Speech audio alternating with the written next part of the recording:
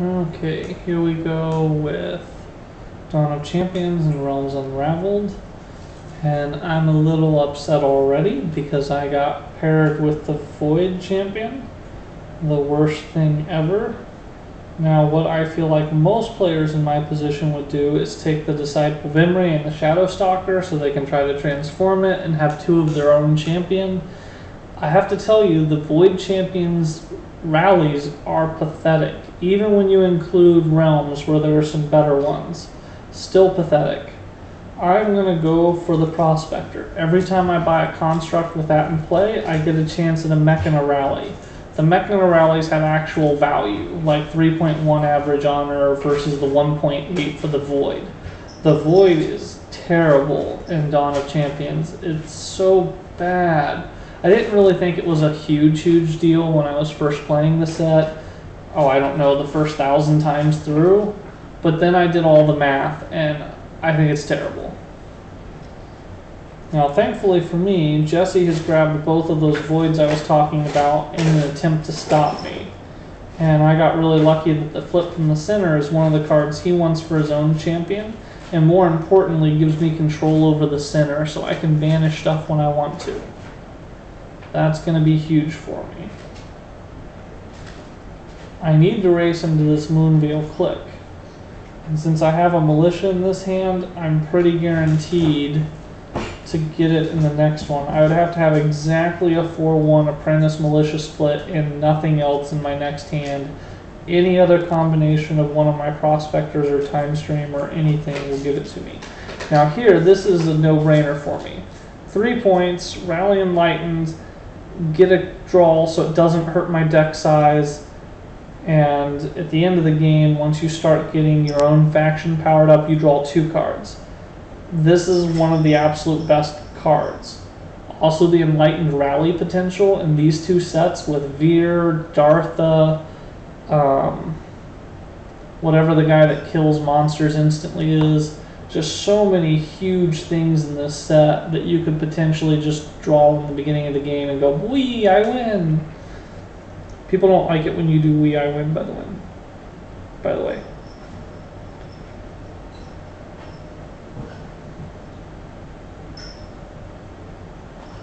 I don't have any starters for this Neophyte.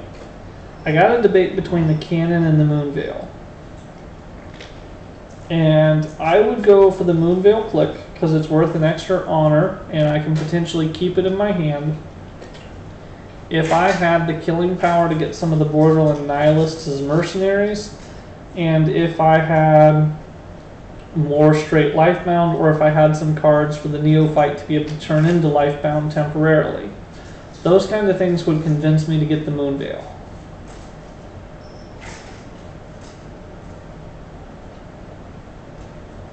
Well, that rejected prototype worked well for him. Get a nice hero. What I'm going to do is get rid of the Moonveil and then be forced to decide between Remus and Cannon. But he already got a 5-cost construct and has already got all of his killing power pretty much done with. 5 cards left. Should be able to know what they all are. What did he banish? He banished a Militia, it looks like, with his Scion. No, he didn't banish anything. It's not the right color. He played the Militia. That's why it's in his discard pile still. So he has 1 Militia and a bunch of Apprentices left.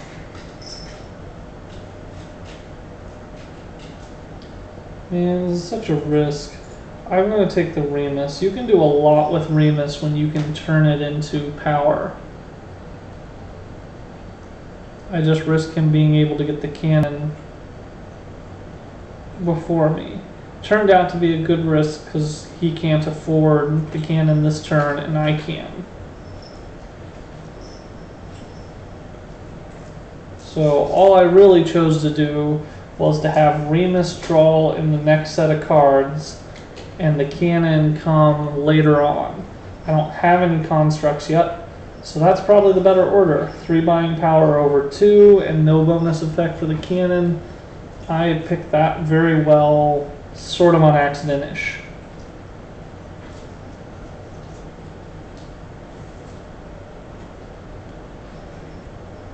I'm going to take the cannon again. I have really good buying power coming up with that 3. Where are my militia? They're both accounted for. Time stream, prospector, and cannon are all accounted for. So I have all apprentices, 2 apprentices and a Remus in there. That's 5. I think I can get the conversion port. So I'm going to get rid of the Thorn Charger. Take the Cannon Templar. I got rid of the Charger because he's got things like the Ozias. He's got that 3 combat power Void guy. And he is a lifebound hero that would love to be able to put his best thing right back on top of his deck. There it is. The Emery Scion.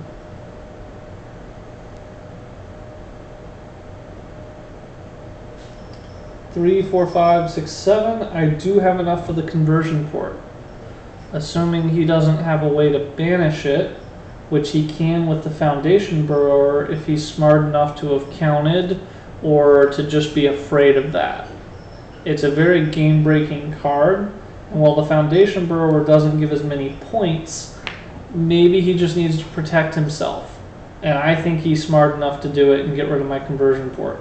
I really do.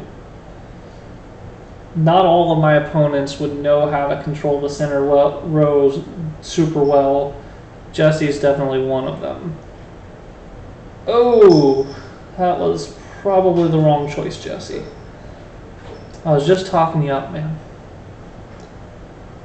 Genesis Capsule. Nope, he's going for the Black Watch. He's playing a purely defensive game. Life and Void go well together because they're all direct honor gain and killing monsters, ending the game quickly, things like that. But I don't really care about my hero, especially since, like, this hero is great. I will not tell you Sidranus is bad, but it's a huge investment to get 4 points into it to get that. By the time you get it, the game should already be properly rolling. Getting the infinite rally off of Void is kind of a fail. I hate to say that, but it's kind of a fail. So I am going to 100% ignore Void cards unless I want the cards just for themselves. Which I will take, by the way. I will absolutely take them just for themselves.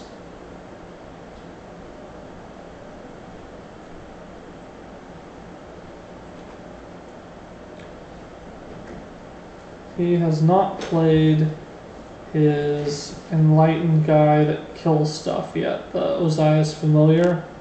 And he's got the Root Scryer here. I don't know what it revealed. It didn't show me. I think it's supposed to show... Oh, there he goes. He gets both Sadistic Giants. I was just thinking this would be a great time for that Familiar to destroy my stuff. And he's going to get at least 4 points off the Sower. So that was 14 points in monsters, giving him a monster turn. Let's see what I did there. Yeah, that was bad. I'm going to shut up now.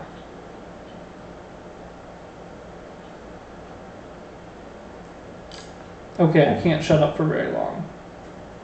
I tried really hard. But I'm still going to try to outbuy him. Conversion port, double cannons, Remus, all kinds of rally that can start coming off that conversion port. I have a prospector that can help me rally too. I don't even need to get to 8 before that works.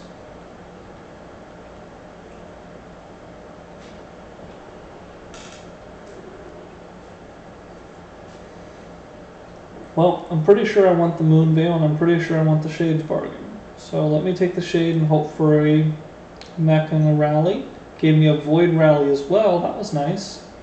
And then I'll take the Moon Veil. I have to buy my way around him, and those are great cards to help me do it.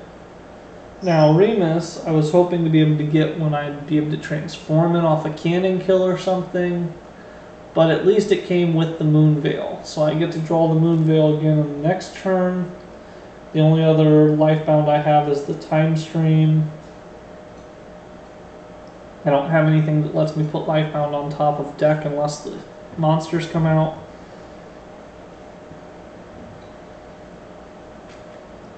But I do have 9 power for this next turn, and now is the time when I will start buying Void. If it's still there, the Undaunted Scout and the Clockwork Sentry are my friends. The Forgotten Scripture is kind of a, what do I do with that? Because I have lots of Enlightened myself. He's got several Enlightened, but it's not even going to be there as an option. So, all is well. See, this is where I wanted that construct, so, oh, never mind, he killed it too. He's controlling the monsters really well with that Uzziah. Everything has been 4 or less so far, except for the Drake. And he picked that off with the... I'm trying to think of the name of it. I'm blanking on it. Anyway, I'm going to take the one with the rally first. Leaving him another Uzziah could be dangerous, but I'm going to do it anyway. I have 6 to work with, so I'm going to take the Clockwork Sentry. Take the lowest one I'm interested in. And then I have to debate between Shepherd and Nightmare. But the Shepherd works for both of our factions, and I'm going to be able to banish at some point this game, I hope.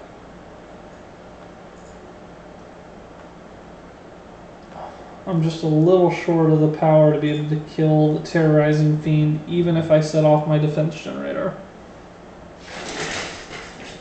So his chances of killing the Terrorizing Fiend just went way up. Speaking of, all he needs is 1 more power.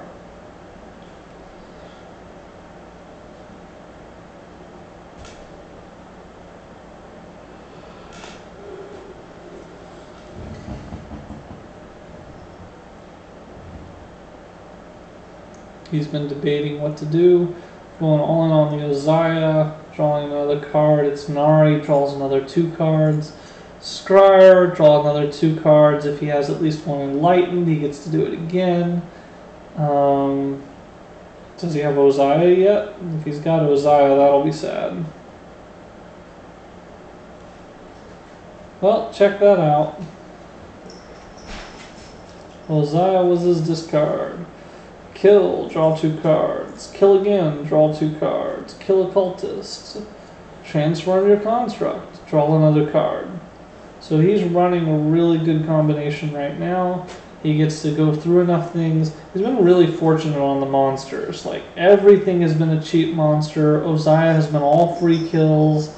I've got this remarkable power with the conversion port and double cannons, but I'm not drawing them. I haven't gotten it yet, even though I bought them early. So I can't do a whole lot to put all this power down. I am definitely taking the Air Support Squadron. If we're getting too close to the end, it's just about points. He's going to have edged me out by ending it faster than I was wanting to play. Normally I like to go for super quick victories.